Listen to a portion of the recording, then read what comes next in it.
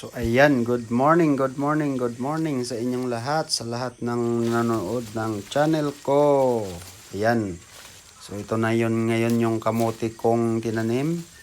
Iha-harvest na natin, susubukan natin kung maraming laman ba. Kasi sabi nila pag maraming bulaklak daw, maraming laman. Pero bago ko harvest, kukuha muna ako ng pang tanim ulit.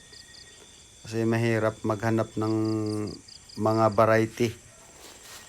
Ayan, kasi maganda klaseng variety ito guys. Bali, tawag nila dito 70 days. So, kaya ganyan yung color niya, orange. So, ayan guys. Bago ko pala hinukayan, binaklas ko muna yung para mabilis yung ginamitan ko lang siya ng ayan, kahoy na hindi masyadong matulis. Sa paghukay, mano-mano lang guys. Para hindi masira yung ang balat niya. Ayan. So, tama pala yung sabi nila. Pag bago ka magtanim, maganda yung klima, bali low tide, ganyan. Tsaka sundin mo talaga yung sa calendar method, maganda talaga.